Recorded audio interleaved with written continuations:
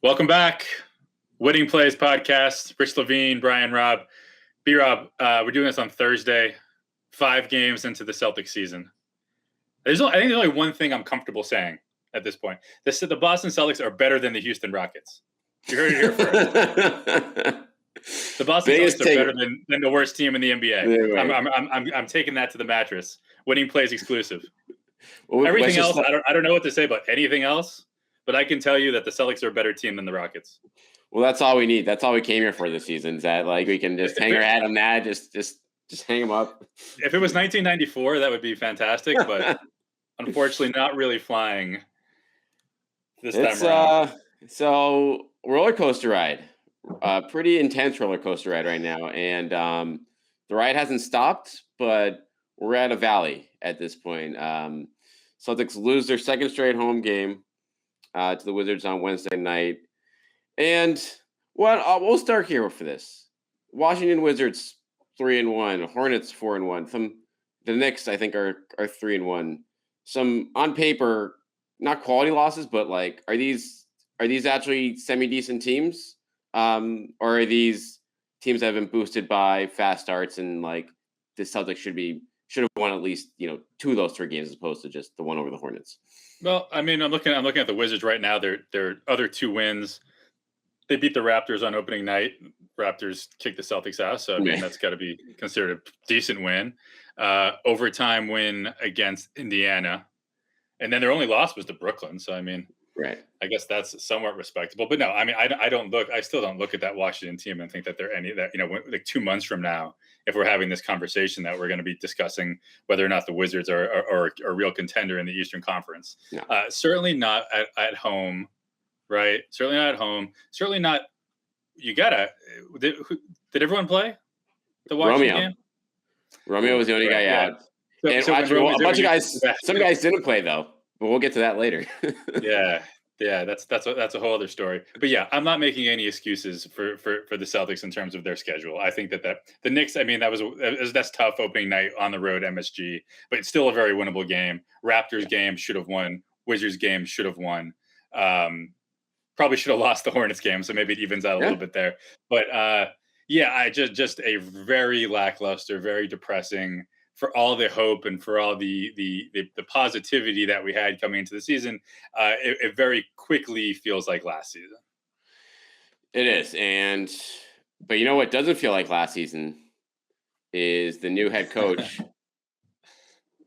laying into a weekend and there's a lot of positive Ime vibes in terms of the team, and the reason they're still there, everyone I think still loves it, but Ime he's letting his team have it out of the gate with a couple of these home performances, and honestly, probably deservedly so.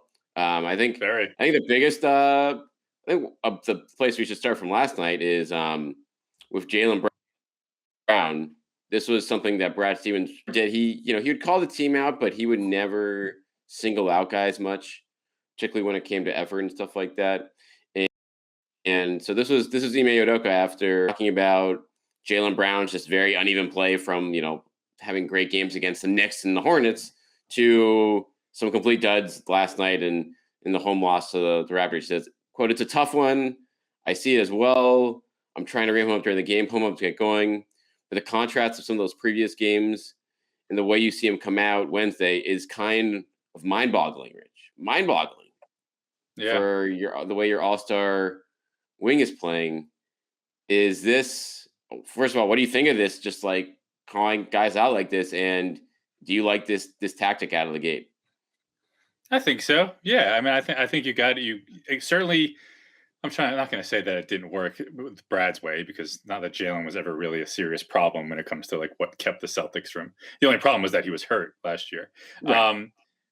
I respect it. If this is the way Ime is going to handle business, and we saw that right from the beginning, right, with Marcus Smart when he was suspended for that preseason game for missing the flight. If you're going to hold everyone accountable, if you're going to start at the top, when you have a game like that, for let's be, for all of Brad's tenure, except for the last few months, Jaylen wasn't an all-star. This is his first season coming off an all-star season, where you would think that he's got to be ready to carry a bigger load. And they're the Jays, right? We say that all the time. This team, we can spend the next 40 minutes talking about all the different reasons that things might be wrong. Unless Tatum and Brown are at the top of their game, this is a middling team. They just are. They are a fifth, sixth seed unless those two guys are playing like all stars in a game like last night again, right? Where that's a game where you should win. Pretty, I want to say easily, right? Because the Wizards are 3-1. They have some talent, but that if you're a top tier team in the Eastern Conference, that's a game that you win, and then maybe you drop Saturday in their gym. But when the Wizards come to Boston, at this point in the season, you got everyone but Romeo. That's a game you win in a runaway. And one of the major reasons it didn't happen last night because Jaylen didn't show up. And you want like, there's obviously the COVID question, there's obviously the knee question, but then right in between that, you saw what he did against Charlotte. Like it didn't look like when he was posterizing Bridges, like that didn't look like a knee that was holding him back at all. And how many minutes did he play in that Charlotte game? It had to be 40, right? Yeah, like 38, something like that. And was still bringing it, at that stage in the game. So you don't think necessarily the knee is that big of a concern. If more than anything, it just really felt mental.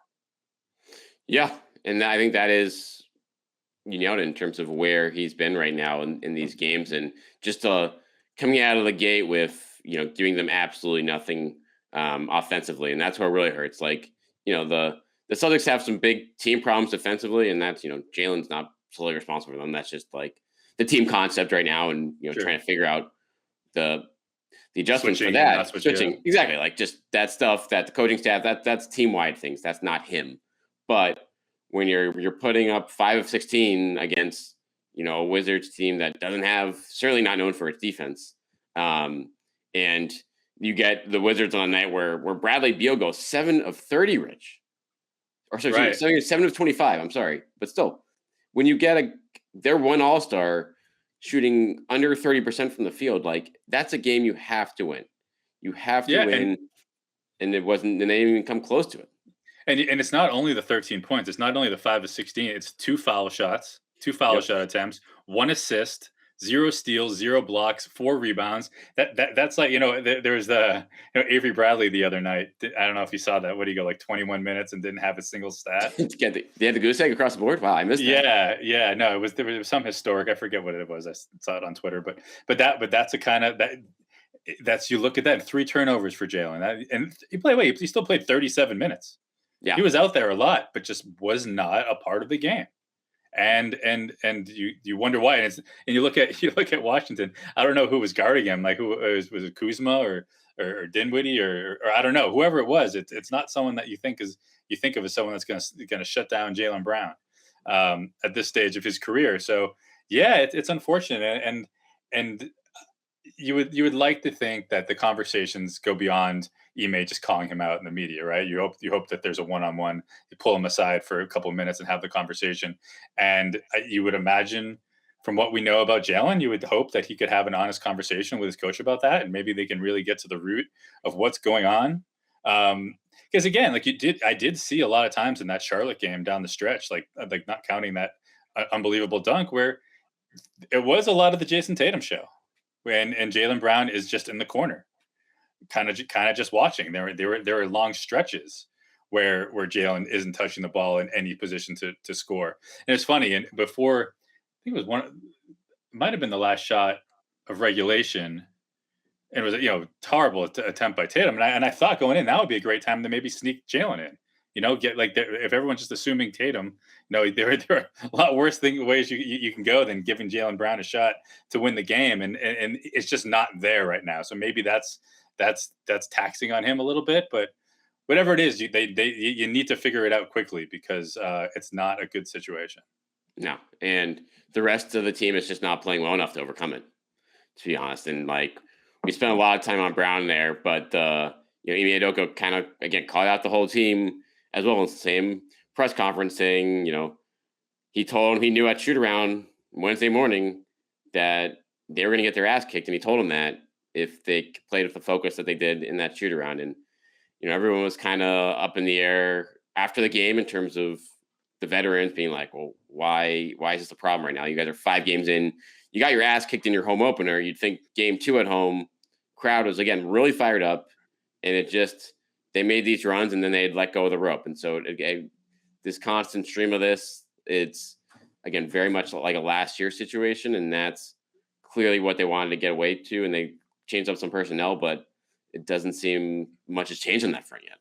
No, it really sucks too, because I remember you talking in preseason about how blown away, and I think everyone was talking about how blown away you were by the crowd's performance in those preseason games. At these meaningless games, I think Garden was packed. People were excited. People were coming out to support this team. And now 2 games in a row, and it really matters when people are playing shitloads of money to show up and bring their kids and spend a night watching. They just not showing up, and like. You don't. And were there boos? Were there any boos last night? There had to be, right? Not that I heard, No. because they always got they made runs, so they got close. They even took the lead at one point. Were you aware of the whole scoreboard issue in the middle of the second half? What happened? This was actually wild. So at the end of the third quarter, the Celtics were just given 2 extra points that showed up on the scoreboard and in the official box score, just out of nowhere.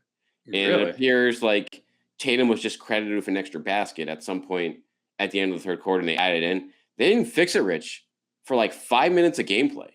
So they were playing up and down, and everyone's like, "What the hell is going on?" Because it was clear that there was a simple mistake in the play-by-play. You could see it if you just pulled up the box where, like, yeah, Tatum did not score 2 baskets within 3 seconds of each other. Like, this was goofing. So they eventually fixed it at the 7-minute mark of the fourth quarter, and that's actually when the Celtics totally fell apart, and the Wizards went on the 8-0 run. So when they took away that, it was actually the first 8 -2 run in NBA history. Did you tweet that? I didn't. I thought of that after the game. I blew that up again. That would have been. I'll save it for the next time they threw it. But yeah, it was just adding to the madness. But yeah, so the fans were into it though the whole way. So there wasn't they didn't even feel extra heat there, since they always made the comeback before things got too bad on like Friday night. But it was again a raucous crowd, like borderline playoff type crowd energy, and it didn't really do anything. Yeah, and then and you kind of tease this off the top a little bit, but like you have a game where effort is the issue, is one of the issues. It is a major issue when you see your team is just not coming out with the fire that you need. It doesn't matter if it's the Wizards or the Lakers or the Nets. Like, you're not going to win an NBA game playing with the intensity that the Celtics were. And then you got Aaron Nesmith and you got Peyton Pritchard. I mean, especially Nesmith, when you talk about a guy with energy, right? And he hasn't gotten too many chances, but when he's out there, he's a guy that brings energy. You got a shooter like. Why did neither of these guys get off the bench? How is that possible? Was he asked about? Was Ime asked about that at all? I asked him after the game, and I've shot out my buddy Joe, who actually texted me during the game, like demanding that I ask him about it. Nice. And he was pretty straightforward. I asked him pretty much, was this you tightening the rotation here? Was this a matchup thing? And he said it was a little bit of both with Pritchard. And Pritchard and Nesmith have both been not great. More so Nesmith than Pritchard at the beginning of the season. Nesmith has not hit a shot. He's 0 for 10 from the field in his first 3 games. He hasn't played the last at the DMP in Charlotte as well. Pritchard, shooting like 30% from the field. Again, nothing to worry. Very incredibly small sample size. So I can't imagine they're getting pulled from the rotation just because they had a tough start from a shooting standpoint. But to your point, like energy, you know what I think about energy? Jabari Parker. That's a real energy guy. Like, at least he can score. At least he's doing. He's out there. He's out there performing, right?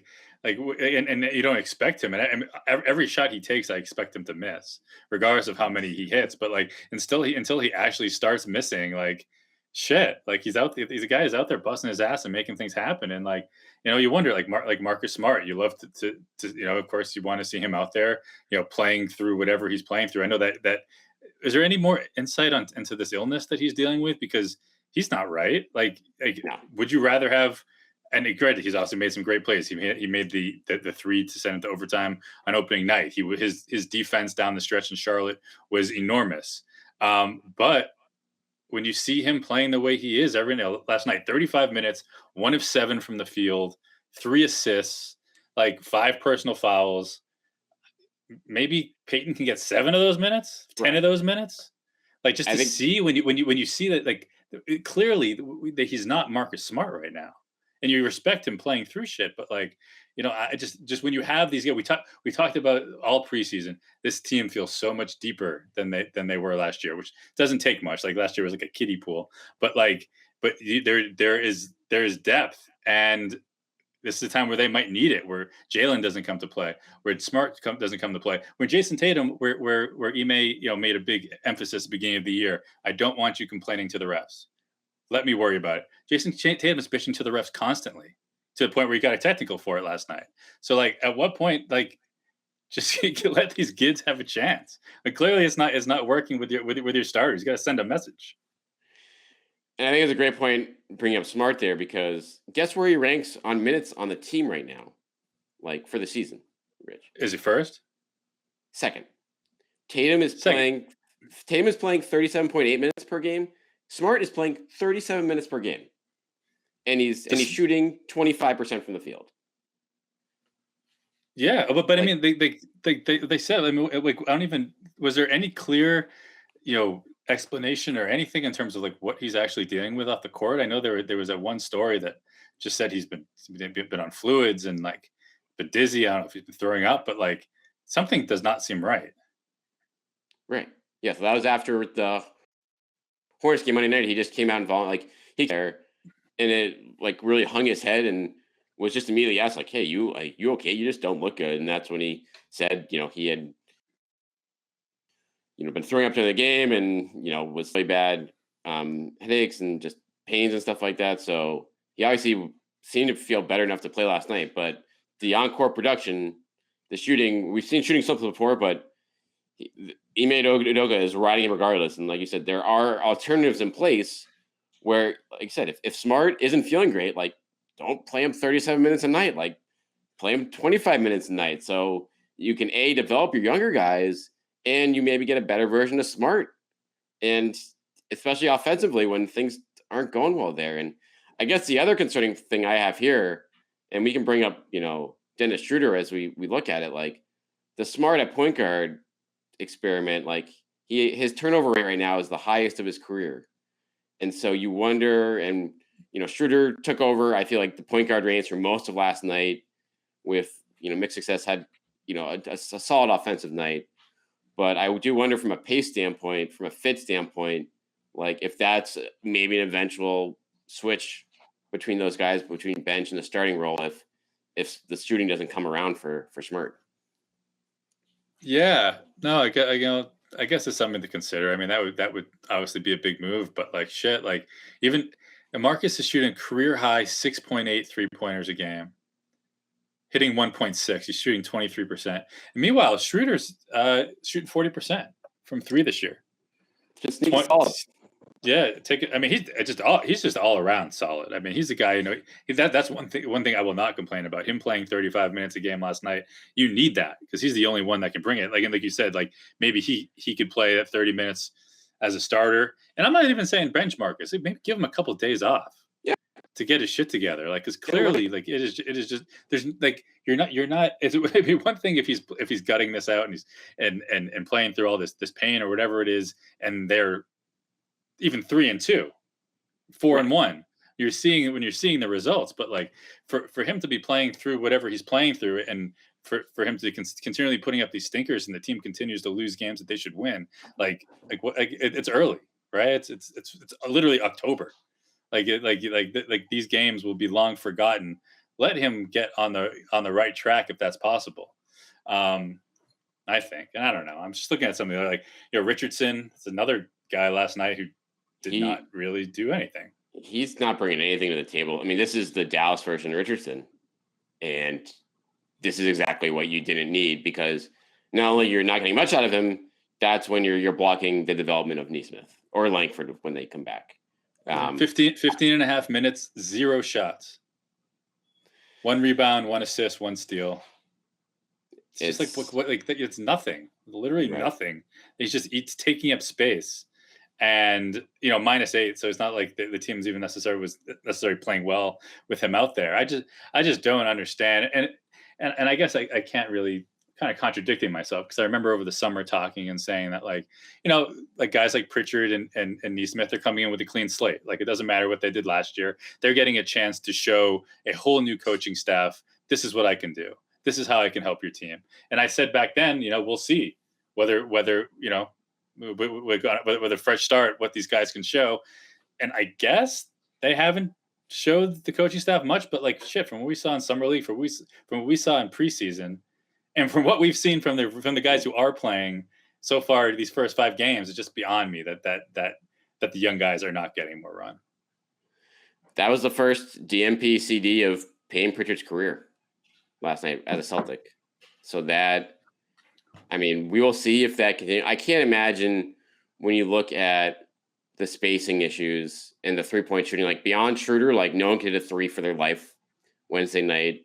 They've been very up and down in that area all year long. And I just think you can't afford, you know, your bench isn't good enough to be able to afford that. Like, you need reliable shooting there. I mean, Grant Williams has been a very pleasant surprise from 3, but I don't think you can count on that on a, you know, nightly basis there. And No. then Jabari is Jabari. Like, he'll get you a few points, but he's going to give him back to the other end of the floor. and Richardson, like you said, if he's not doing anything, then like make that switch mid game. Like, you don't have to, like, you know, play 13 guys, but at the same time, if energy is an issue, like you said, go for your energy guys. Like, Neesmith is your energy guy, literally and figuratively. I think Pritchard too. You never complain about Pritchard from like an energy standpoint. Like, he's always out there and scrappy. He might not be, you know, doing the right thing defensively or, you know, hitting shots, but you're never going to fault him for like not being in the game there. So it was a little bit concerning to see that in a game like that, not to like see Ime Udoka kind of turn down his bench and kind of try to figure that out on the fly.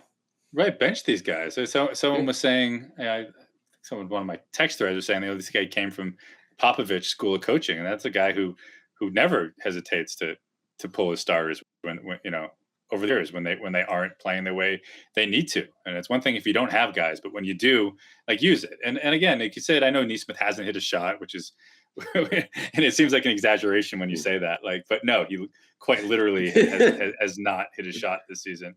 But again, like, he played 11 minutes twice. Like, those are his season highs. Right. And for a shooter, you know, like, it'd be nice. I would say one game, just give him close to 20 minutes. See what he can do. Let him get into the flow of a game. Let him miss a few shots and then take a few more if it comes down to it. It doesn't stop anyone else. So, like, let him kind of get his bearings on this NBA season, because he did seem like someone that really was going to potentially be a weapon for this team. And not like Sierra, not like, I mean, people talked about him maybe being the 5th starter. We both agreed that was maybe a little premature, but like the idea of him being like the 7th man on this team was not outlandish. And it wasn't even, I think, wishful thinking. I thought he was a guy who showed he could do it. Again, it was preseason and even a little bit at the end of last year. That's, and again, like, sort of, I don't think either of us thinks that that's the issue. Like, the reason the Celtics are 2-3 isn't that because they're not getting enough from Aaron Neesmith. But there are a bunch of those little things that maybe could help turn this season around before it's too late. It makes it a double negative. It's like, if you're going to be 2-3, at least have your young guys playing when you're 2-3. If you're playing all the veterans and you're 2-3, then that's like you're hurting yourself potentially in the long term just as much as you are going for wins. And I know, like, Ime Udoka has to look for wins right now. He can't be developing the young guys just to develop young guys, but we've reached a point now where the veterans, some of the other guys, some of the other alternative options aren't playing well enough to justify having them out there either. So, like, at least mix it up. Richardson is very close to Jeff Teague territory for me, which means congratulations on your future NBA championship this season. Saturday, like you said, it's Thursday we're doing this. Saturday, you're in Washington. Are you going to be in DC by any chance? I would not be in DC. My partner in crime, Suichi, will be making that trip. 5 o'clock start. A little afternoon matinee for you out west. Afternoon delight. So it's a 5 o'clock on 5 o'clock Eastern start. Yes. Interesting. Yeah, you don't see that much. No, so shake it up a little bit. But so for the next 5 on the road, Rich, you're in Washington. You come back home to face the undefeated Bulls on Monday night at the Garden, and then you head down to Florida, where you're going to have Orlando, Miami on a back-to-back, and then you go face Luka in Dallas. and Oy. then the third of 3 and 4 nights. So it's it And could then you get a come little home for hairy there Toronto. again. You come home for Toronto and Milwaukee. So I mean, you look around the Eastern Conference right now, there are not a lot of guaranteed wins out there anymore in the schedule based Dude, on you got how things are playing out. Orlando and Detroit. I think that's it. I mean, Yeah. I watched Cleveland beat the Hawks the other night. I mean, everyone here in Boston, we lament the double big lineup. They got the triple big with Right. Allen and the rookie Mobley, who looks really legit. And then Lowry Markkinen playing the three for them. And then you have a very decent backcourt, of course, with Sexton and Garland. You got Rubio's there now.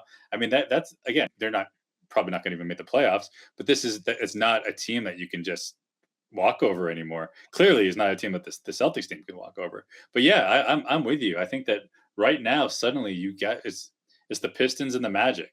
Everyone you got to buckle up for every single other opponent. Certainly when you're on the road. Right. And it's a situation now. And the Celtics, I mean, they're not the only ones having heading out of the gate. Obviously, like the Nets are 2 and 3, and Harden looks like a shell of himself. So Lakers are 2 and 3, Clippers are under 500. So a bunch of teams are getting this rude awakening right now, where they're finding that they can't walk into winnable games and take home easy wins without bringing the effort they need to. And 2 and 3 is still 2 and 3. Like they could easily get themselves back on track here, but the schedule is not going to help them do it. So you have a couple off days here to figure it out. Like, what do you want to see from them in the next week here? Do you want to see? Assume you want to see Pritchard and Nesmith both playing. Do you want to see any other Yeah. major tweak? You want to maybe sit Smart down for a game or two, maybe open the Sure. door for those guys to get some minutes, or at least see those minutes go down? Yeah, no, I mean, I want that, but even if we start at the top, I'd like to see the Jays bring it every night. Like, I don't know, I Yeah, don't think that's too much to ask. Because, like I said, that really is the head of the snake. They can hide a lot of problems if they play like two of the best basketball players alive, which they are, right? Like that, like when they start to hold up a little bit, when they're not given everything, or they're not performing like if they're performing like we have seen them lately, like that's what exposes a lot of the other problems this team has. But like, so that's a start for me. And we haven't talked about Rob at all, and it's funny because you look at the numbers, and it's hard to really complain, right? yeah, For a couple of years, we've all been clamoring more Rob minutes, more Rob minutes. Let's see what he can do. And yeah. see a 33 guy. per game. It's great. I know you love to see it, and you see that he's 10 and 9, averaging more than 3 blocks a game. So getting it done there. Um, yeah, I mean, obviously shooting in the 70 percentile range at all, but at the same time, looks a little off to me. Something physically, he's certainly not dunking the way he like when he's down low. I think there are times, and there have been moments where he almost goes Ben Simmons, where you see him like kick out, kind of something what typically would be an easy make for him, or an easy dunk in previous years. He seems a little bit hesitant to jump in at certain moments this year. Have you noticed that at all? Like, it just I I don't mean, know the if it's him athleticism getting his. isn't there as much. Yeah. And it's I don't know if it's physical. I don't know if it's mental. I kind of tend to think it might be a little bit more physical, but I don't know. Has there been any talk about that? Yeah, I mean, I've seen that online, like on Twitter. Like people have certainly noticed what you were saying there, of like just the explosiveness there. I've certainly have noticed that like he is not looking at the basket at all around the like he'll finish lobs, but on any offensive rebound, he is looking kick out, kick out, kick out. Right. Which is great, like 80% of the time. But there's also times being like, hey, you have a 6'2" guy on you, just go dunk it back over his head, like take the two easy Right. points. Um, so yeah, you wonder how like again what if that's a calculated move by him physically, like I'm not going to go nuts right now to try to stay healthy, or if that's just something wrong with his body right now, where he's doesn't have that burst that he normally have. But that's certainly something to monitor. What do you like Al and Rob together? Do you want to keep that going in the starting five, or do you want to mix that up? I just don't know where else you go right now. and I guess what would be the I don't like Grant as an alternative. No, Schroeder, is that the only other logical move? I guess that makes sense. That's probably if you're going to bet on one right now, that probably makes the most sense because then, you know, Smart is just the 2 guard / all defense guy in the starting 5. And then you can bring in, that opens the door obviously for Pritchard and Neesmith to play a little more off the bench. But then then someone gets squeezed out of minutes. Someone's minutes gets hurt in the Rod department. And to be honest, those guys haven't been your problem much. Like Al's been great. So I don't know what you got to do there. Yeah, I think for now, I wasn't psyched about Rob starting to kick off the year, but as of right now, I don't know what else you do. It's a shame that he's shooting the only person shooting worse than Marcus from 3 is Rob, right? Which is a bit surprising because I don't feel like he's been, like I don't know, it's just the vibe I get from him, right?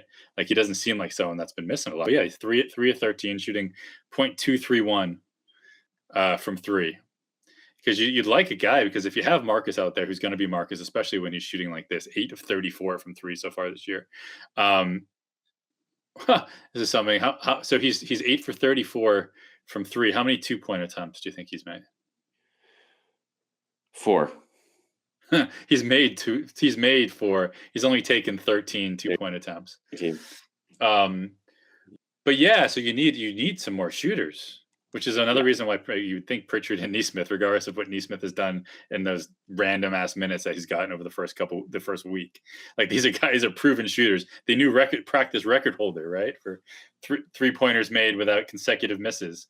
You got Neesmith and you got Pritchard. Like you need some more shooting. That's why another reason it drives me nuts. But yeah, I think for right now, you just gotta keep rolling with Rob and hope the Jays wake up, because again, even though Tatum is still been pretty fucking awesome, right? He's averaging 25, almost 8 rebounds, but like his assists are down. I think. Let me see. I mean, he had a 8 the other night, but I think as a whole, right now they are, just 4 for the season per night, which is I think probably for him. And last night it was a huge problem. I mean, 18 assists, 4 in the second half. That's exactly, home run ball back in the day. Brutal. You're not going to do it by yourself. So and Tatum's shooting 30% from 3 too. Again, a lot of that is just a lot of. The Doc Rivers famously called it the make-miss league, right? And that's in many ways, I think that and Tatum, like the foul line too, 4 of 8 last night, 72% from the line this season. I don't know where they don't seem to have the focus. There's so many stupid cliches, but that was like the killer instinct, any of those things you want to throw out there. They're just not there right now. Certainly the way Jaylen threw down on Miles Bridges, that embodied a little bit of what you're looking for. But just the day-to-day, just showing up every day. These are the 2 leaders on the team. You were the 2 all-stars. You were the 2 of the top 10 players in the East, we potentially argued, and it's just not there right now. And for all the different ways we can break this down, unless those 2 at the top are bringing it every single night the way they need to, this team is going to continue to be either a game or 2 under, or maybe a game or 2 over 500 at best. We've seen 5 games now. They haven't come close to playing a full 48 minutes. Houston, they got close, but like you said, that's where they're destined for, record-wise, if this inconsistency keeps up. But yeah, you look around, Milwaukee's 3-2, Philly's 2-2. Like you said, Brooklyn's 2-3. They're this time of year, it's very easy. If the Celtics were 3-2, maybe we wouldn't be, it's one win wherever it came from, right? If it's the New York game or whatever it is, 3-2 looks very different than 2-3, but just the vibe, like it's almost better that they're 2-3. So you can't even sugarcoat it. You can't put lipstick on this pig at all and say, oh, they're still over 3. They're over 500. Like maybe it's not that bad. No, it really does feel that bad right now. And it's pretty depressing with what you just feel like coming in with a new coach after the shittiness of last season. The vibe just felt so strong. It felt positive. It felt like at the very least, even if they're not great, they're still going to play hard every night. They're still going to inspire you with their effort, but like it just sucks. And at some point, right, Brad's not the coach anymore. Kyrie's not there. Like who are the the guys that are still there, who are the consistent parts of this team that keeps underwhelming you with their effort. And it's the Jays. So let's hope that they can change that. The spotlight is on both, and Ime Udoka is making sure that to begin this week. So very big week ahead. We'll be back to respond to it next week, see if this group can get back on track, see how this rotation gets adjusted, and again, see if we're destined for another 500 season or if things are shaken up a little bit. Stay tuned.